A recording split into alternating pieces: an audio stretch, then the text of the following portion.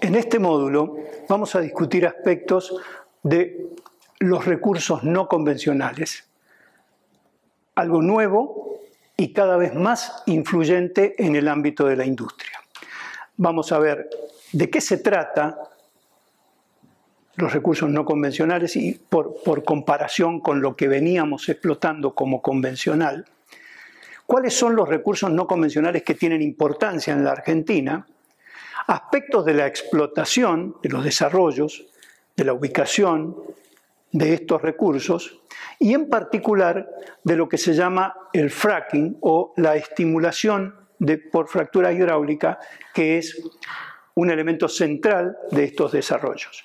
Vamos a discutir también los eventuales impactos y la forma en que la industria los va a manejar, tanto impactos para el ambiente como para la sociedad o para los trabajadores. Comencemos por definir claramente lo que la industria, aún sin nombrarlo en forma explícita, ha considerado convencional. Es decir, petróleo y gas convencional serían depósitos de petróleo y gas en subsuelo que vamos a producir a través de pozos. Además, estos recursos están contenidos en estructuras del subsuelo que llamamos trampas, confinados dentro de un sello que los delimita e impide que migren y que se muevan desde allí. Es decir, son recursos que están en una estructura definida con límites definidos en el subsuelo.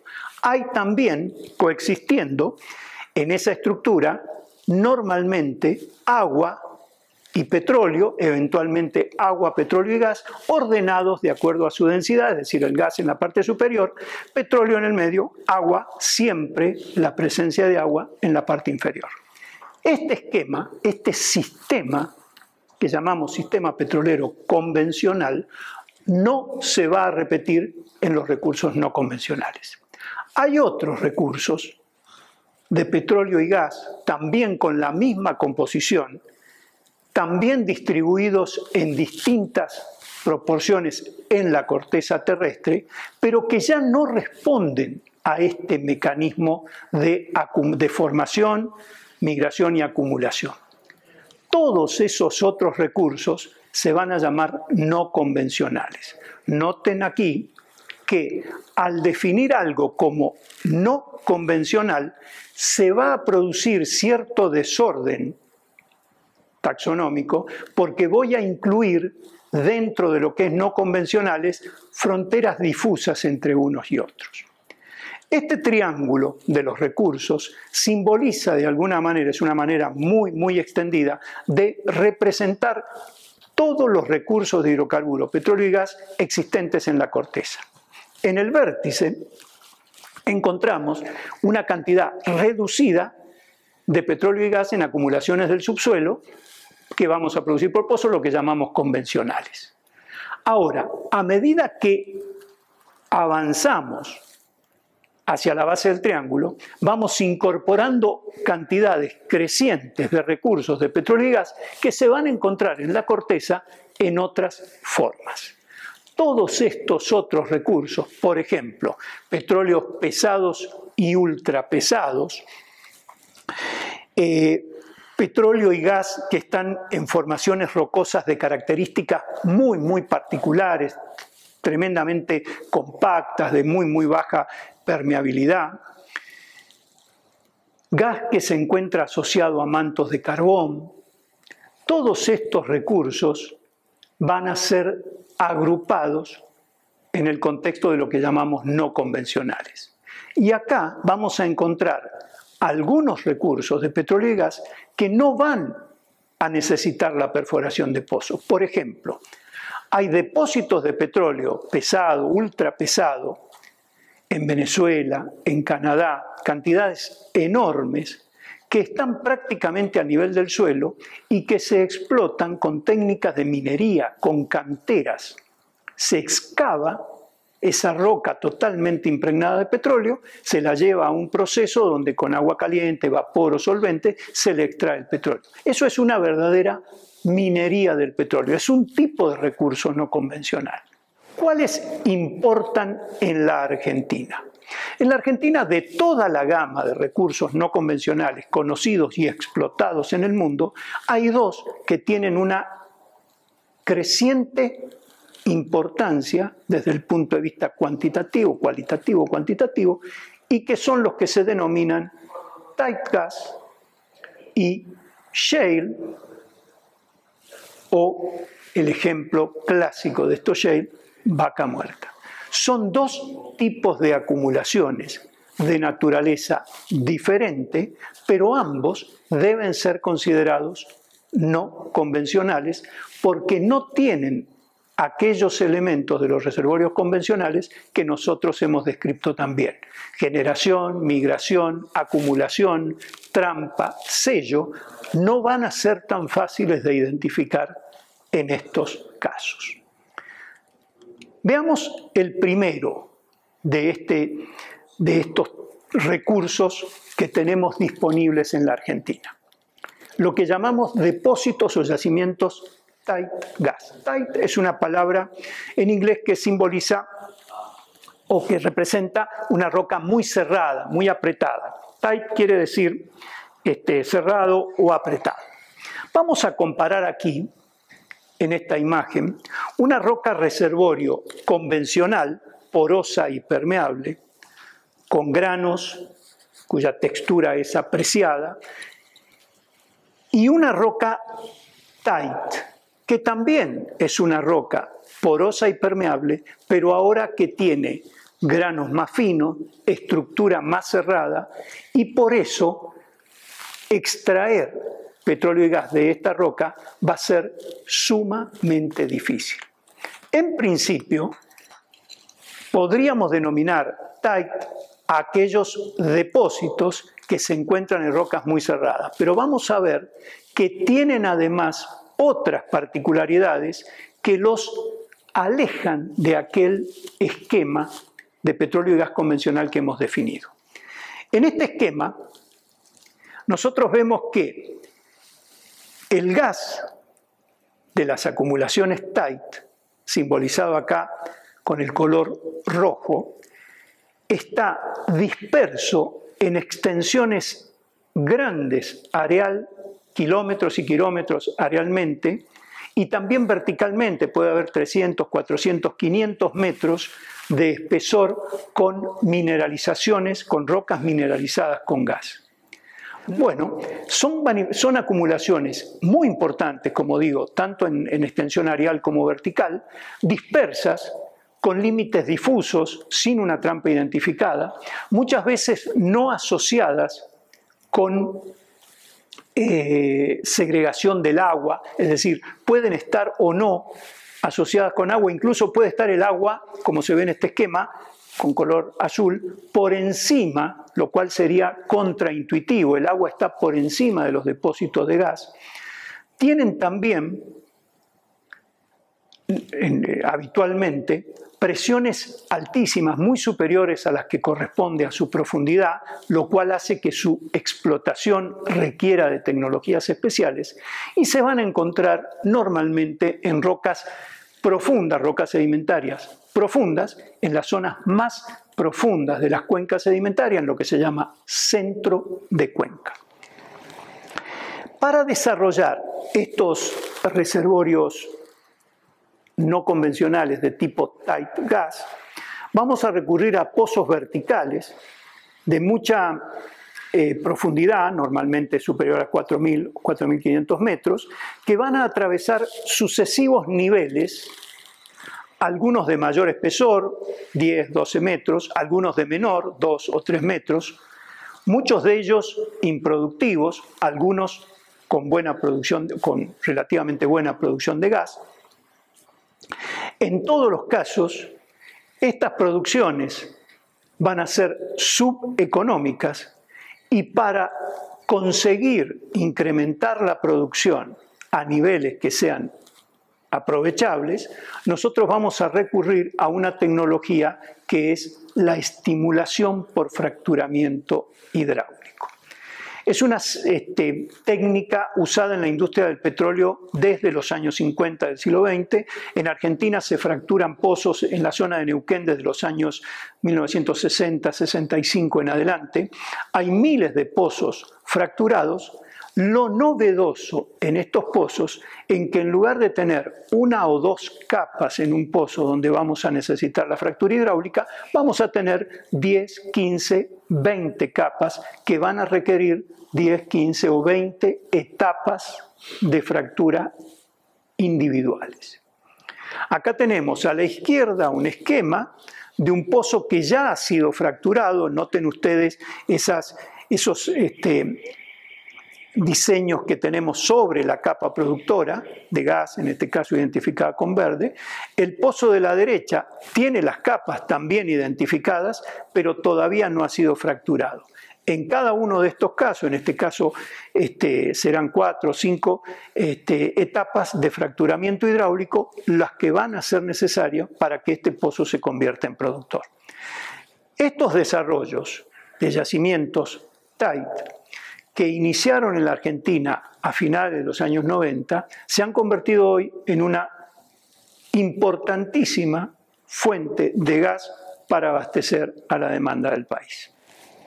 Adicionalmente a los recursos tight, hay en la Argentina depósitos importantísimos de los que se llaman recursos shale.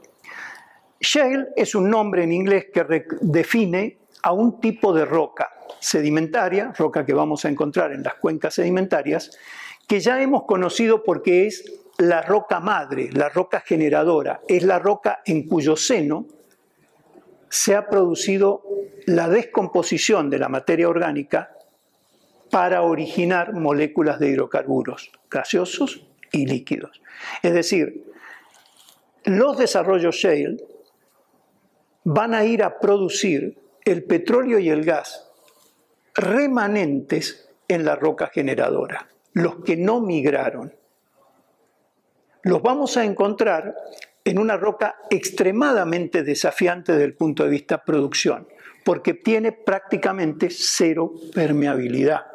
Vamos a necesitar generar algunas vías de comunicación entre la roca y el pozo para que fluya gas y petróleo remanentes aquí, esas moléculas que todavía no migraron, fluyan hacia los pozos con caudales económicos. El ejemplo más importante que tenemos, hay otros, pero el más importante sin duda en Argentina, es Vaca Muerta. Vaca Muerta esta es una muestra de Vaca Muerta, es la roca o una de las rocas generadoras más importantes de la cuenca neuquina. Se extiende, es un manto rocoso que se extiende por alrededor de 30.000 kilómetros entre el sur de Mendoza y el norte-centro de la provincia de Neuquén. Tiene espesores que pueden llegar a algunos cientos de metros, 300, 400 metros en la zona de mayor espesor. No todo ese espesor es uniforme en cuanto a calidad y propiedades. Hay algunos segmentos que son mucho más interesantes por su contenido de materia orgánica, por sus propiedades mecánicas y que van a ser los objetivos de desarrollo. Ahora, el único o la llave para la producción de hidrocarburos de las rocas shale, como esta Vaca Muerta, es la perforación de pozos horizontales. Ya no vamos a atravesar la formación con un único pozo vertical, como en el caso de los tight, como en el caso de los reservorios convencionales, sino que vamos a orientar la perforación desviándolo de la vertical e ingresando en una trayectoria horizontal dentro del horizonte de Vaca Muerta que nosotros consideramos objetivo. Esta tecnología de perforación de pozos horizontales, combinada con unas nuevas tecnologías que llegan en los años 2000 para producir múltiples etapas de fracturamiento hidráulico en ese tramo horizontal, son las que van a abrir el potencial de producción de los recursos shale en el mundo y en particular de Vaca Muerta. Nosotros sabíamos perforar pozos horizontales ya desde finales del siglo XX. Sabíamos fracturar desde mediados del siglo XX. Sin embargo, es la combinación de técnicas que nos permiten orientar y perforar pozos horizontales cada vez más largos, hacerlo económicamente, hacerlo en forma segura y seccionar ese tramo horizontal en 40 o 50 etapas independientes, individuales, para hacer una fractura hidráulica en cada una en forma secuencial. Hacer todo esto en forma práctica y económica y poner el pozo en producción en un tiempo razonable, que puede ser de 1 mes o 2, esas tecnologías son las que cambian el escenario y hacen que los recursos shale se incorporen a la oferta de recursos del mundo, primero en Estados Unidos, y rápidamente llama la atención Vaca Muerta, que como vamos a ver más adelante, tiene características que la hacen muy, muy destacable en el nivel mundial. Este mapa de la extensión de Vaca Muerta pinta con algunos colores lo que se llaman ventanas de madurez y que es una característica muy particular de los desarrollos de tipo shale, como Vaca Muerta, que no vamos a encontrar en ninguna otra acumulación, ni convencional ni tal. En los desarrollos shale, de acuerdo a la historia geológica, a lo largo de los millones de años de desarrollo de la cuenca, nosotros podemos identificar bandas o zonas de distinto grado de madurez de esa roca. Distinto grado de madurez significa distinto grado de transformación de la materia orgánica. La conclusión es que yo voy a encontrar en esas zonas, en esas ventanas, distinto tipo de producto. Esto es una característica única de los desarrollos shale. Yo ya no voy a buscar una trampa encerrada por un sello, limitada. Yo voy a encontrar en una enorme extensión de 30.000 kilómetros cuadrados bandas donde voy a desarrollar mis proyectos y que van a producir el fluido, sea gas o petróleo liviano o petróleo mediano, que le corresponde a esa banda. Es decir, la posición en la cuenca de determinado bloque productivo define lo que en ese bloque se va a producir. Y de esa manera también permite a los operadores orientar la búsqueda del producto que necesitan o que quieren producir o que necesita el mercado por la ubicación en la cuenca. La tecnología de pozos horizontales, que como vamos a ver también van a ser necesario perforar miles de pozos, por eso debe ser encarada como en modo fábrica, es decir, una producción en serie, con una logística asegurada, con toda una gestión que es muy particular, que ya se aparta de la gestión típica de los yacimientos convencionales, empieza por dominar la tecnología de la perforación direccional. Los pozos horizontales no se perforan en cualquier dirección, sino que hay una dirección preferencial que depende de las características geológicas de la zona, donde yo voy a orientar mi pozo. Los distintos pozos que voy a hacer en un proyecto van a ser todos paralelos porque todos responden a la misma estructura del subsuelo. Eso significa que tengo que dominar la tecnología que me permita ir a 2.000, 2.500 metros de profundidad, desviar mi pozo en la dirección y mantenerlo por 2.500, 3.000 metros de largo en esa dirección con una mínima tolerancia de unos pocos metros. Esto es un esfuerzo tecnológico extraordinario. Tengo que hacerlo en forma económica y tengo que hacerlo reduciendo los impactos al máximo. Por eso van a ver ustedes, como en este esquema a la izquierda, que tenemos desde una única locación en superficie la perforación de 4, 6 o a veces 8 pozos para minimizar el impacto, el uso del suelo, caminos, movimiento de equipos y demás. Es decir, desde una misma locación donde yo antes perforaba un pozo, ahora, moviéndome apenas 10 o 5 o 10 metros entre un pozo y el de al lado, puedo perforar 4 o 6 con mucho menor impacto en el uso del suelo, tanto por la locación en sí, por los caminos, por el movimiento de los materiales. El segundo aspecto es que yo en este pozo que he perforado y que tiene miles de metros, digamos 2.500, 3.000 metros de tramo horizontal, tengo que fracturar hidráulicamente, tengo que otra vez romper esta roca y lo tengo que hacer de forma eficiente, no lo puedo hacer en una etapa, por supuesto, no hay capacidad para hacer eso en una sola etapa, lo voy a hacer seccionando, dividiendo el pozo y tratando el pozo en etapas sucesivas, más o menos cada 100 metros voy a hacer una etapa. A veces la tendencia es hacer cada vez más denso este fracturamiento, con lo cual probablemente hoy las etapas tienen 50 o 60 metros de una a otra, y haré 50, 60 etapas de fractura en cada pozo. Esas etapas de fractura deben considerarse no como una explosión que destruye el pozo, sino como dentro del pozo, que tiene 10, 12 centímetros de diámetro por 2.500 metros de largo, digamos, hacer una serie de fisuras, inducir una serie de fisuras en la roca a partir de la inyección de agua con algunos productos químicos a muy alto caudal y presión. Es decir, lo que va a romper la roca es esta inyección de agua con productos químicos al que vamos a adicionar con un agente que llamamos agente de sostén, que va a ser del tipo de arena, que va a impedir que una vez que cese la operación, la roca se cierre.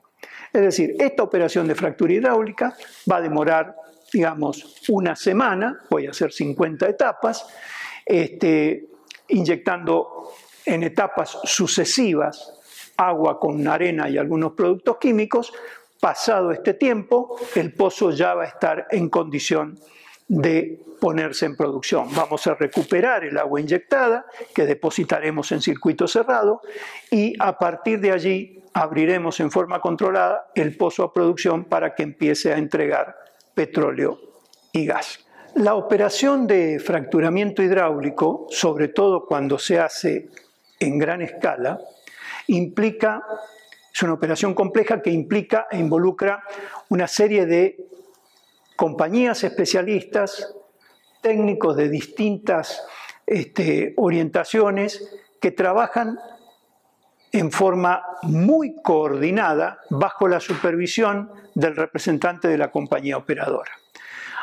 Esta imagen de una operación de fracturamiento hidráulico en Vaca Muerta me sirve para decir que hay unos 40 equipos pesados entre grúas, camiones, transportes, piletas, tanques, trailers, ubicados en una locación que tiene aproximadamente 100 por 150 metros. Tiene un abastecimiento de agua desde el río. Hay unas 60, 80 personas muy altamente capacitadas trabajando en una operación muy sincronizada y en condiciones de extrema precaución por los riesgos que pudiera involucrar para los ambiente, para las personas, para el equipo. Y esta operación se va a repetir, como dije, 40 o 50 veces por cada pozo. Si perforar un pozo podría demorar unos 20, 25 días hoy en Vaca Muerta, terminada la etapa de perforación, se remueve el equipo de perforación que continúa perforando el pozo de al lado y se instala todo este equipamiento para la fractura. Se inician las fracturas y vamos a tener allí una semana más. Es decir, aproximadamente en 40, 45 días el pozo debería estar perforado y completado, listo para su conexión al sistema de producción. Terminadas las fracturas hidráulicas, es decir, pasado estos 40, 45 días, todo el equipamiento se va a remover, se va a llevar a otra locación En la locación se va a limpiar todo, se va a restituir todo lo que se pueda al estado natural y va a quedar un espacio del tamaño de una 100% aproximadamente, limpio, cercado, donde va a estar 4 o 6 pozos, como dije, produciendo, conectados al sistema de producción, y no van a haber personas ni movimiento de equipos, y eventualmente no se va a tocar nada, salvo que haya alguna operación, medición, control, registro, modificación, cambio de válvulas, cambio de tuberías, que se van a ir haciendo a lo largo de la vida productiva del pozo. Estos pozos van a estar en producción 15, 20, 25 años. Por supuesto, la producción va a ir declinando, pero una vez que se perforaron, ya no vamos a necesitar ni reperforar, ni refracturar, ni volver a hacer operaciones mayores. Sí, cambio de algún equipo por obsolescencia, instalación de algún nuevo sistema de control, cambio de alguna tubería o de válvulas, etc. Este es el ciclo de vida de los pozos en Vaca Muerta. Respecto de la cuestión relación entre esta explotación de petróleo y gas y el medio ambiente, es necesario ser muy cuidadoso y tratar de mirar objetivamente el tema. Esta operación, como cualquier otra operación industrial, va a producir impactos en la atmósfera, en el suelo, en el agua. La industria va a identificar y manejar con criterios cada vez más restrictivos todos estos impactos, al punto de que se puede hoy afirmar, y cualquiera que circule por los campos petroleros lo puede verificar, podemos afirmar, como digo, que nada de lo que hoy hacemos reproduce las prácticas del pasado. Todo aquello que fue práctica normal en los años 40, en los años 60 del siglo pasado, hoy es totalmente diferente. Hemos revisado y actualizado todos nuestros procedimientos de relación con el ambiente. En un desarrollo típico, tipo Vaca Muerta, de estos recursos shale, se van a perforar miles de pozos. De hecho, ya hay algo así como 1.300 pozos perforados en Neuquén con objetivo Vaca Muerta. ¿Cuáles son los principales aspectos a considerar o que deben ser considerados? Primero y fundamental es el acceso al terreno y el acceso al agua. Se van a necesitar ocupación, o va a ser necesario un cierto nivel de ocupación del terreno para desarrollar estas locaciones donde se ubican los pozos, los caminos de accesos y eventualmente otras instalaciones, plantas de tratamiento de petróleo y de gas, oleoductos, gasoductos, líneas eléctricas, generadoras eléctricas, etc. Este uso del suelo es un elemento crítico y en el caso de Vaca Muerta es uno de los principales factores favorables al desarrollo de Vaca Muerta, porque todas las zonas de mayor interés de Vaca Muerta se ubican en la estepa neuquina, donde no van a competir con otros emprendimientos. No digo que el territorio está desocupado, porque ningún territorio está desocupado, solo que el tipo de asentamiento y el tipo de poblamiento, el tipo de explotación extensivo de la estepa neuquina es perfectamente compatible con el uso de suelo que se hace para desarrollar Vaca Muerta. Este es un punto a favor que yo diría de los más importantes que tiene Vaca Muerta sobre la superficie. Hay lugares, otros países, donde la ocupación del terreno para desarrollos del tipo de Vaca Muerta podría entrar en conflicto con los desarrollos económicos, por ejemplo la agricultura, o de la población. No es el caso de Neuquén o del sur de Mendoza. El segundo aspecto a tomar en cuenta es el abastecimiento de agua. Otra vez, de ninguna manera se podría admitir que entre en conflicto los requerimientos de agua con la agricultura o el abastecimiento de las poblaciones. Entonces, miremos el recurso agua en Neuquén. De nuevo, la naturaleza ha sido extremadamente generosa en este aspecto y la provincia de Neuquén tiene, tanto en el río Neuquén como en el río Colorado, fuentes de agua suficientes como para atender a los requerimientos de las comunidades, de la agricultura y abastecer a los requerimientos para el fracturamiento hidráulico. Alrededor del 1% del caudal de los ríos más importantes de Neuquén sería suficiente para todo un desarrollo masivo de vaca muerta, teniendo en cuenta que alrededor del 50 o entre el 50 y el 90% de estos ríos desembocan en el mar. Pensamos que es un desarrollo compatible y que satisface una necesidad primaria esencial. Finalmente, se ha hablado mucho y se habla mucho de los productos químicos involucrados en el tratamiento. Son productos químicos de uso industrial. El tratamiento consiste básicamente en agua y arena, que son productos naturales, a los que se va a aditivar principalmente un agente gelificante, que es una especie de almidón natural producido por un poroto que se llama goma guar, que es un gelificante que se usa incluso en alimentación, con lo cual los principales productos involucrados son absolutamente compatibles con la vida y con el ambiente.